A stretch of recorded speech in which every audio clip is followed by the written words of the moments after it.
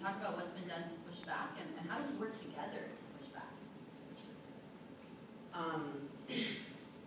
I don't even know where to start, because these are like therapy sessions for me, but I think that these things that are happening to our communities, particularly this aggression by law enforcement, is very intentional. It is to silence us, it is to stop us from going to the streets, it is to keep us home, and for us to just accept whatever it is that's happening to us out there.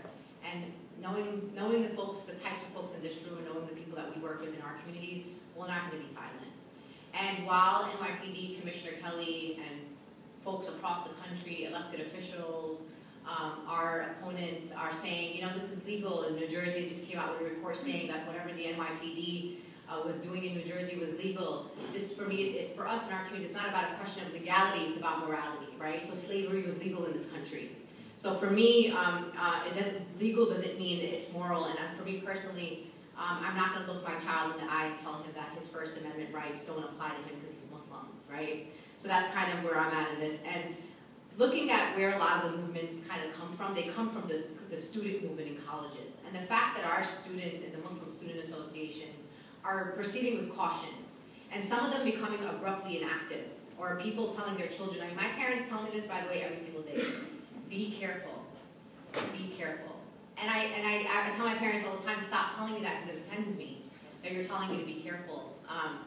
And if the work that we do means that I might end up a Martin Luther King or a Malcolm X, and then so be it. Let that happen, right? Because if there aren't more people like us out there, what continues to what happens now is going to continue to happen. But how is this impacting the communities we work with, right? So not everybody in our communities is us. Not everybody is Cyrus or Shahid or activists that are doing this kind of law enforcement accountability work. So in our communities, and I come from New York City. I come from Brooklyn. Lots of Brooklyn pride. When we tell our communities, listen, we need to organize from a place of dignity. What we're asking for is something we should already have, and it's something we deserve to have, right? So we're not asking anybody for any favors. We're asking for our constitutional rights, which is something that we're supposed to have, right? The problem is what happens to people, what our community says to me is they start giving me the examples of what could happen to them. So they start explaining to me the stories of Fahad Hashmi, a Brooklyn college student who allowed this guy, Babar, to stay at his house, and then he let Babar use his cell phone. I mean, how many times have you had a friend call you and say, hey, my friend's passing through town, do you mind letting them sleep over your house? And a guy says, hey, I mean, my phone battery died yesterday, and I asked someone to use their cell phone. Like, that's something that you do. It's normal. And Fahad Hashmi spent 3.5 years in pre-trial solitary confinement. So before he was convicted, and that's, by the way, because he took a plea, he was in pre-trial solitary confinement, 23 hours in a 6-by-6-foot cell in the Metropolitan Detention Center in New York, right? Then you look at what has been called essentially the separate justice system for the Muslim community, right? In 2006, the Board of Prisons created the CMUs, the Communication Management Units, right? They're over 1,000% the representation there is of Muslims, right? So no communications with family, children, no media, no call. I mean, it's just outrageous to think that this stuff happens on U.S. soil.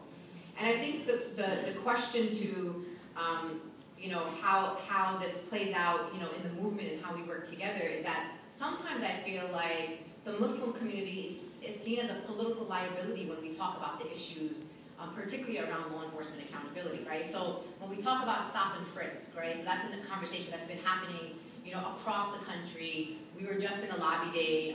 We went as a New York City delegation to Washington, D.C., and we've been working really closely with allies who've been working on stop and frisk policies in the New York Police Department and saying, listen, this is connected. It's all racial profiling. It's all the terrorizing of our communities and minority communities. It's not just about stop and frisk and then the Muslim surveillance is like down the street. We're all in this together. So if you're going to talk stop and frisk, you need to say end stop and frisk and stop spying on our Muslim sisters and brothers. Because if we don't do that, what happens is they divide and conquer.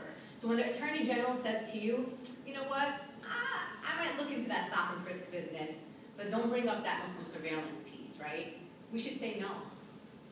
We should say if we're here because we are united in a movement against law enforcement accountability and racial profiling. We will not separate communities. based on what's more controversial, right? And I'm also, one thing that we also need to think about and when we message is that, you know me, I hear people say this, and Mike German said this in the video, we have a lot of progressive white folks who are trying to learn about our issues and saying things like, you know, well, you know, if you're not doing anything wrong, like, it's okay, you know, right? And I'm like, really? I'm like, I don't know about y'all, but I like my privacy too, right?